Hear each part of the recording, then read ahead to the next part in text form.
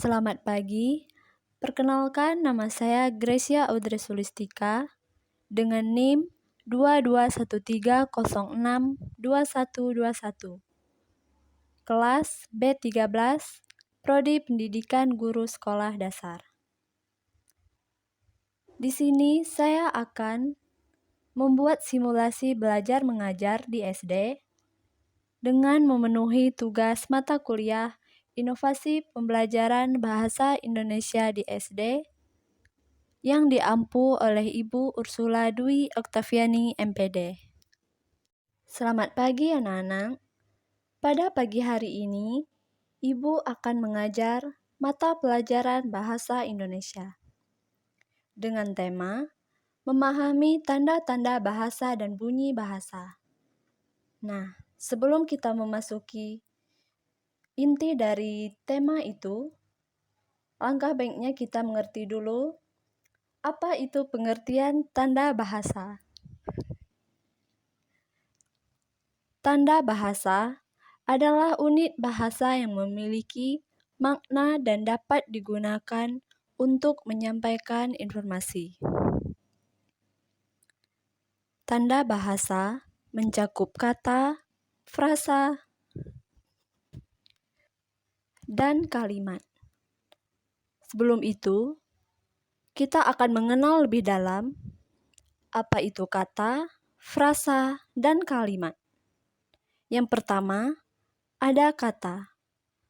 Kata merupakan satuan bahasa terkecil yang memiliki makna dan dapat berdiri sendiri.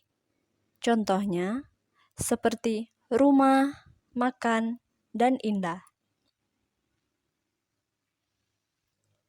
Yang kedua, ada frasa. Frasa merupakan gabungan dua kata atau lebih yang tidak melebihi batas fungsi. Frasa tidak memiliki predikat dan biasanya berfungsi sebagai bagian dari kalimat. Nah, contohnya ada rumah besar, makan siang, dan sangat indah. Selanjutnya yang ketiga ada kalimat. Kalimat merupakan satuan bahasa yang terdiri dari satu atau lebih kata yang menyatakan suatu pikiran lengkap. Kalimat memiliki subjek dan predikat serta seringkali diakhiri dengan tanda baca. Contohnya, saya makan siang di rumah dan rumah itu sangat indah.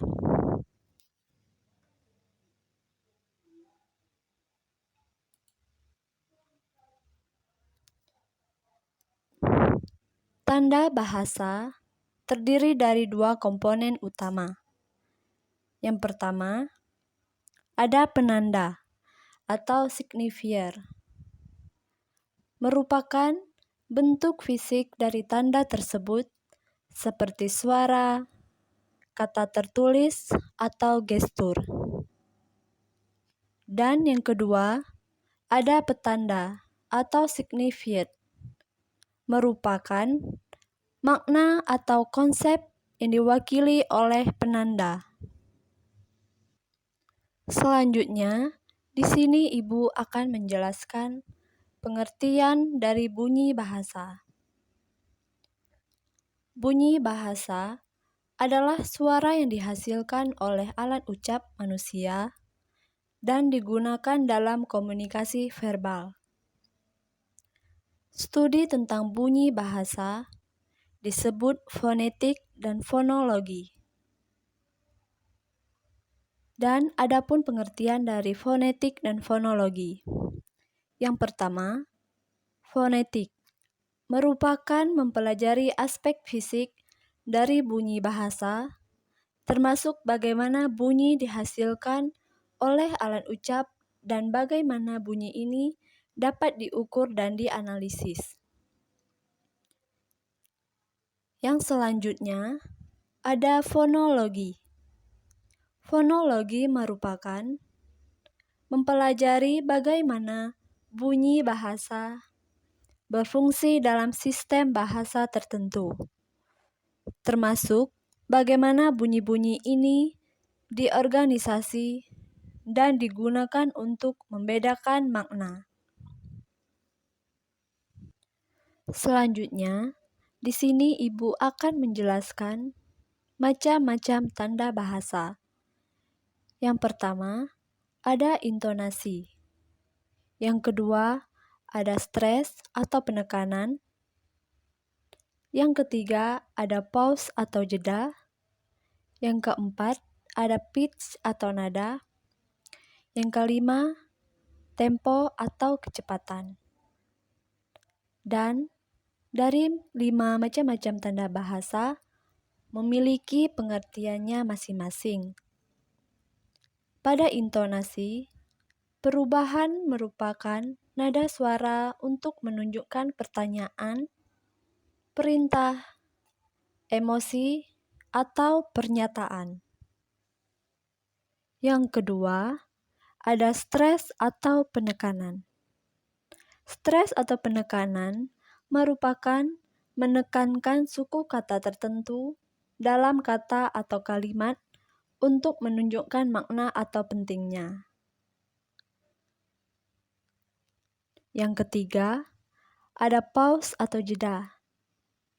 Pause atau jeda merupakan menggunakan jeda untuk memberi efek dramatis atau mengatur ritme bicara. Yang keempat, pitch atau nada. Pitch atau nada merupakan tinggi rendahnya suara yang digunakan untuk membedakan makna kata atau kalimat yang seseorang ucapkan. Dan yang terakhir atau yang kelima, ada tempo atau kecepatan. Tempo atau kecepatan ini merupakan kecepatan bicara yang dapat mempengaruhi pemahaman seseorang dan emosi dalam berkomunikasi. Dan di sini Ibu akan memberikan contoh kalimat perintah sederhana dalam bunyi bahasa. Yang pertama, tolong ambilkan buku itu. Dengan intonasi yang tegas namun sopan.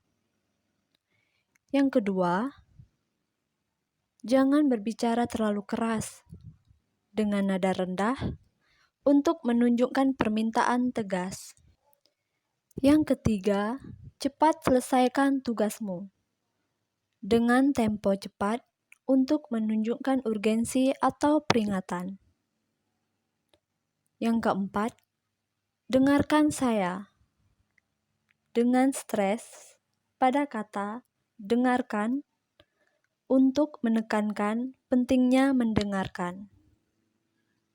Dan yang terakhir, berhenti sekarang juga dengan intonasi tinggi dan tegas untuk menunjukkan perintah yang mendesak.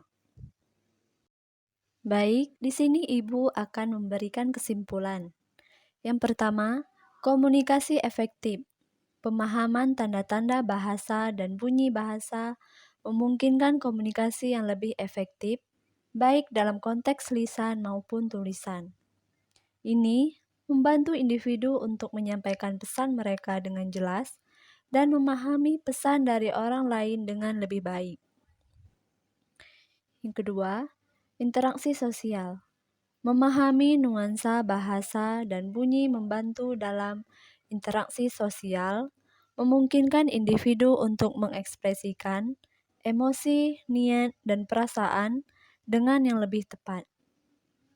Ini juga memungkinkan mereka untuk memahami konteks sosial dan budaya yang melekat pada komunikasi. Yang ketiga, pembelajaran bahasa. Bagi pembelajar bahasa, pemahaman ini sangat penting untuk menguasai fonetik, fonologi, morfologi, sintaksis, dan pragmatik bahasa tersebut. Ini membantu mereka dalam pengucapan yang benar dan penggunaan struktur bahasa yang sesuai. Yang keempat, analisis linguistik. Dalam studi linguistik, Pemahaman tanda-tanda dan bunyi bahasa memungkinkan analisis yang mendalam tentang bagaimana bahasa dibentuk, digunakan, dan berkembang. Ini penting untuk penelitian dalam bidang linguistik, teoritis, dan terapan. Dan yang terakhir, perkembangan teknologi. Dalam teknologi, seperti pengenalan suara dan sintesis ucapan, pemahaman ini digunakan untuk mengembangkan sistem yang dapat mengenali dan menghasilkan bahasa manusia dengan akurasi tinggi. Baik anak-anak, sekian materi yang dapat Ibu sampaikan atau berikan pada pagi hari ini. Kurang dan lebihnya, Ibu mohon maaf. Semoga materi yang Ibu berikan ini dapat bermanfaat bagi anak-anak semua.